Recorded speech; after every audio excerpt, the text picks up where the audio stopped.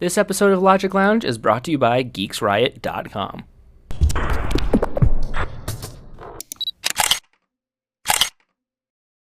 What's up, guys? Crane here from LogicLounge.com. Today, or rather yesterday, because today is Wednesday and the video is being published on Wednesday, but the news came out on Tuesday, and if you can follow that logic, that means that this video was recorded on Tuesday, but it's going out on Wednesday. You can follow that. But anyways, at Macworld, Final Cut Pro 10 has been updated by Apple. They are releasing 10.0.3, which brings a lot of functionality back that some of the Final Cut Pro 7 users have been asking for and have been hesitant to switch because of that very reason. A lot of it has to do with the advanced features that were not found or easily accessed in Final Cut Pro 10. So now with the third installment all ready to go, hopefully Apple will please more users. Off the beginning, they're now offering an application that's $10 in the Apple Store to convert all of your Final Cut Pro 7 projects to Final Cut Pro 10. That will cost $10 in the Apple Store. Some people may complain about that price, but if you're doing professional video editing on something like Final Cut Pro, I'm sure you got an extra $10 sitting around somewhere just to convert all of those projects to Apple's updated Final Cut Pro 10. So this has a lot to do with XML 1.1 integration. So hopefully all those files that you do have from Final Cut Pro 7 will be able to go over to Final Cut Pro 10. Next up, Multicam Integration is back for all of you professional video editors who not only edit with one, maybe 2, 3, up to 64 cameras. That's right, if you want to edit up to 64 cameras at one time, Final Cut Pro 10 now supports that. So you're able to take all of those features, edit them all together at the times that you want. It can support many different cameras, codecs, sizes, and bring it into one naturally flowing picture for all of those cameras. Because chances are, if you've got 64 cameras recording all at the same time, I'm going to bet that all of those cameras are not the same. Or if you are, good for you.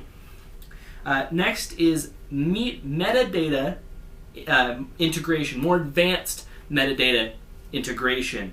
It has better audio sync as well, so when you're trying to sync audio to clips, that process is a whole lot easier to render out and actually get rendered over Final Cut Pro before this time. And the features go on and on. One of the biggest features, I know a feature that I've used multiple times, is Photoshop overlay. So if you have a Photoshop document, so you used Adobe Photoshop or any layered document that has access to layers and you want to integrate that in your video, previously you had to go into Motion and convert it into a Motion file and then import it into Final Cut Pro. But now all that integration comes into one, so you can actually integrate all those Photoshop files directly into Final Cut Pro without going through Motion.